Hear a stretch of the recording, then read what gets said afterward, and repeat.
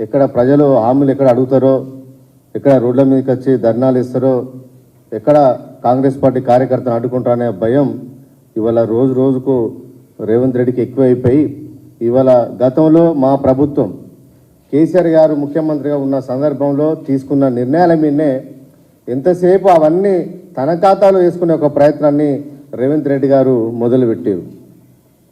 మొన్నటి వరకు ఉద్యోగాల విషయంలో ఈ స్టాఫ్ నర్సు ఉద్యోగాలైనా, కానిస్టేబుల్ ఉద్యోగాలైనా, పీజీటీ ఉద్యోగాలైనా, గురుకులాల ఉద్యోగాలైనా ఇవన్నీ కూడా కేసీఆర్ గారి ప్రభుత్వం పరీక్షలు నిర్వహించి ఫలితాలు ఇచ్చి నియామక పత్రాలు పెండింగ్లో పెడితే వాటన్నిటికీ ఒక పెద్ద మీటింగ్ పెట్టుకొని తనే ఉద్యోగాలు ఇస్తున్నట్టుగా బిల్డప్ ఇచ్చే ముఖ్యమంత్రి ఇవాళ ఈ రాష్ట్రానికి దొరకడం నిజంగా దురదృష్టకరం అని చెప్పి ఇవాళ భావిస్తూ ఉన్నాం.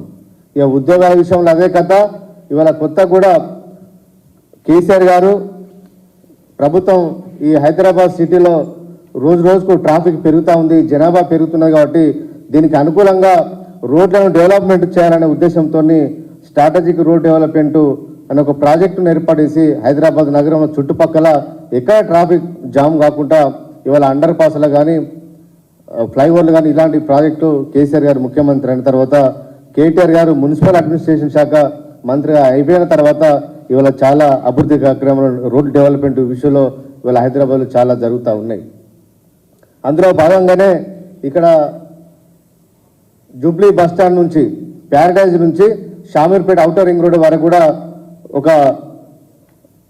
6 లైన్ రోడ్తోని ఎలివేటెడ్ కారిడార్ను ఒక స్కైవే నిర్మాణం చేయాలనే ఉద్దేశంతో ఆ రోజు కేటీఆర్ గారు, అరుణ్ జైట్లీ గారు రక్షణ శాఖ మంత్రి ఉన్న కాంచెల్లి అరుణ్ జైట్లీ గారు కానీ, అదేవిధంగా నిర్మలా సీతారామన్ గారు, తర్వాత ఇప్పుడు రాజ్నాథ్ సింగ్ గారు వీళ్ళందరినీ కలిసి ప్రపోజల్ ఇవ్వడం జరిగింది.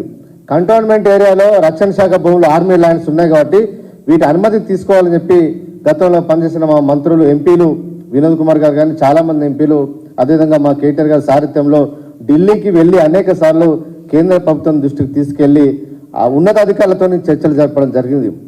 ఆ రోజు భూమి ఆర్మీ ల్యాండ్కి బదులు రాష్ట్ర ప్రభుత్వం కూడా సపరేట్ మీరు భూమి కనుక ఇచ్చేది ఉంటే ఇస్తామని చెప్పి వాళ్ళు కాన్సెంట్ ఇవ్వడం జరిగింది. దానికోసం రాష్ట్ర క్యాబినెట్లో గత సంవత్సరం జూన్ లోపల ఒక నిర్ణయం తీసుకుంటే దాని ప్రకారం ఆ రోజు మా కేటీఆర్ గారి సారథ్యంలో అందరూ వెళ్ళి ఢిల్లీకి వెళ్ళి రక్షణ శాఖ మంత్రి రాజ్నాథ్ సింగ్ గారిని కలిసి వారికి రిప్రజెంటేషన్ ఇవ్వడం జరిగింది భూమి ఇచ్చడానికి.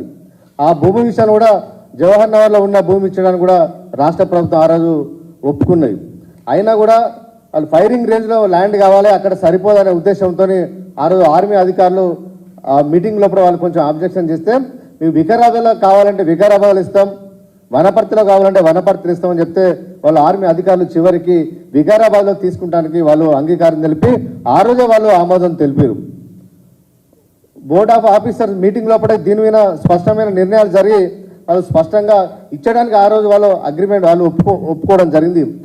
ఆ రోజు ఆర్మీ అధికారులు కేంద్ర ప్రభుత్వం ఒప్పుకున్న తర్వాత కూడా కావాలని చెప్పి ఇవాళ కొత్తగా మళ్ళీ కొంతమంది అధికారులతో రేవంత్ రెడ్డి గారు స్టేట్మెంట్ ఇప్పించి ఇవాళ ఈ ప్రభుత్వం వచ్చిన 80 రోజుల లోపలనే అనుమతులు సాధించడం అని చెప్పి ఇవాళ గొప్పలు చెప్పుకునే ప్రయత్నాన్ని ఇవాళ ఈ రాష్ట్ర కాంగ్రెస్ ముఖ్యమంత్రి రేవంత్ రెడ్డి గారు చెప్పడం చాలా దురదృష్టకరం.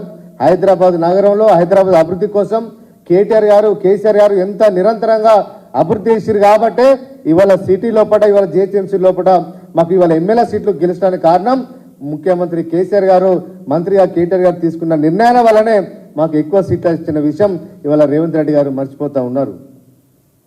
రేవంత్ రెడ్డి గారు మల్కాజ్గిరి ఎంపీగా ఉన్నాడు.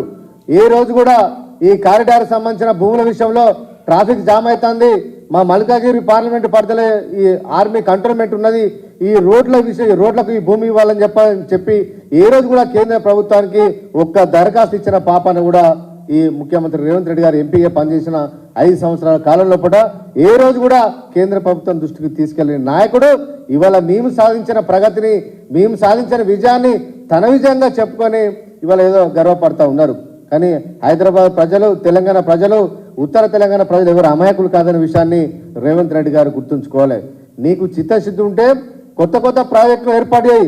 గత ప్రభుత్వంలో మేము తీసుకున్న నిర్ణయాలను, అనుమతులు వచ్చిన వాటిని, ఉద్యోగాలు ఇచ్చిన వాటిని ఇవి మేమే చేస్తున్నాం, వచ్చిన 80 రోజుల పడినే ఇది మా ప్రగతి అని చెప్పుకుంటే ఇవాళ చాలా మంది మేధావులందరూ నవ్వుకుంటూ ఉన్నారు.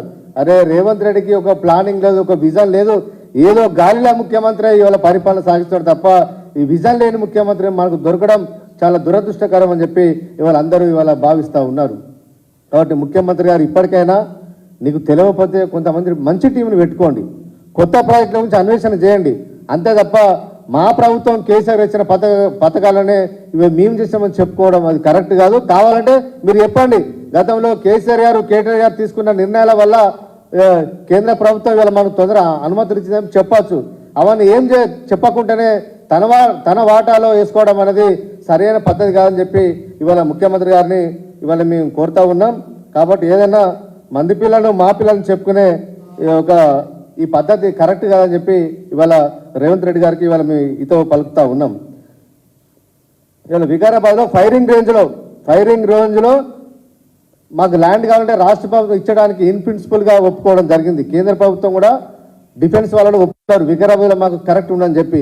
ఇంత మంచి అన్ని రకాల మీటింగులు అనుమతులు అయ్యి బోర్డ్ ఆఫ్ అధికారుల మీటింగ్లు అయిన తర్వాత హెచ్ఎండిఏ కానీ ఆర్మీ వాళ్ళు కానీ డిఫెన్స్ వాళ్ళని కంటోన్మెంట్ నలుగురు అధికారులతో మీటింగ్లు అయిన తర్వాత కూడా ఇన్ని మీటింగ్లు అయింది కాబట్టి కేంద్ర ప్రభుత్వం అనుమతి ఇచ్చిందనే విషయాన్ని గుర్తుంచుకోవాలి.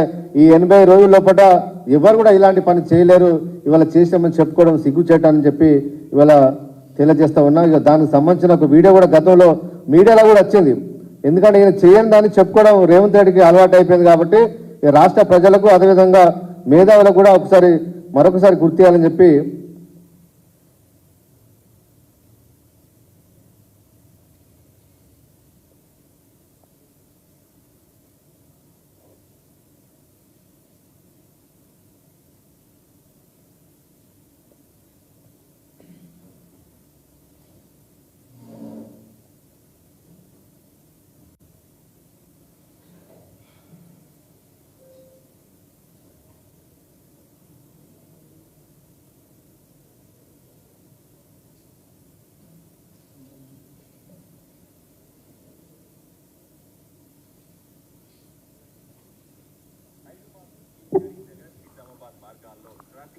తీర్చేందుకు కేసీఆర్ సర్కార్ తలపెట్టిన ఎలివేటెడ్ ఎక్స్ప్రెస్ హైవేల నిర్మాణానికి మార్గం సుగమమైంది.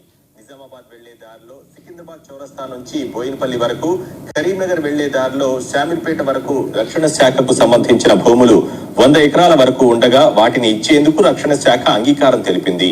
జవహర్ నగర్ లోని రక్షణ శాఖ ఆధీనంలో ఉన్న రాష్ట్ర ప్రభుత్వానికి చెందిన 593 ఎకరాల భూమి సహా 93 కోట్ల రూపాయలు ఆ శాఖకు ఇచ్చేందుకు 2 రోజుల క్రితం రక్షణ శాఖ అధికారులతో జరిగిన భేటీలో రాష్ట్ర ప్రభుత్వం ఒప్పుకుంది. ఈ క్రమంలో ఆ 2 రహదారుల విస్తరణకు ఉన్న అడ్డంకులు తొలగిపోయాయి. ఫైరింగ్ రేంజ్ లో ఏర్పాటుకు రక్షణ శాఖ కోరుతున్న భూములు వికారాబాద్, వనపర్తి జిల్లాల్లో ఇచ్చేందుకు ప్రభుత్వం చర్యలు జరుపుతోంది. ఇట్లా ఈ విధంగా కేసీఆర్ ప్రభుత్వం ఎప్పుడో నిర్ణయం తీసుకొని ఆ రోడ్ డెవలప్మెంట్ ఎలివేటెడ్ కారిడార్ కోసం ఒక పక్క మేము ప్రయత్నం చేస్తే ఇవాళ కొత్తగా చెప్పుకోవడం సిగ్గు చేయడం చెప్పి ఇవాళ మేము భావిస్తున్నాం. కాబట్టి రేవంత్ రెడ్డి గారు మీరు ఇచ్చిన గ్యారంటీల మీద దృష్టి పెట్టి పార్లమెంటు సమావేశంలో పట ఎలక్షన్ నోటిఫికేషన్ రాకముందే మీరు ప్రత్యేకంగా చట్టం చేసి ఈ 6 గ్యారంటీల విషయంలో ప్రజలకు భద్రత కల్పించే విషయం మీద తొందరగా నిర్ణయం తీసుకుంటే బాగుంటుంది. లేకపోతే ఖచ్చితంగా రాబోయే రోజుల్లో పట్ల మీకు ప్రజలు బుద్ధి చెప్పడానికి ఇవాళ పార్లమెంట్ ఎన్నికల్లో పట్ల బుద్ధి చెప్పడానికి ప్రజలు సిద్ధంగా ఉన్నారు.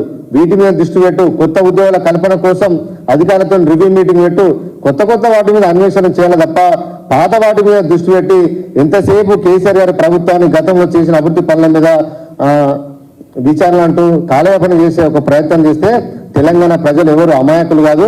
నీ పరిపాలన మీద ప్రజలు గమనిస్తూ ఉన్నారు. రేవంత్ రెడ్డి గారు మీరు జాగ్రత్తగా ఉండని చెప్పి ఇవాళ డిమాండ్ ఇస్తూ ఉన్నాం.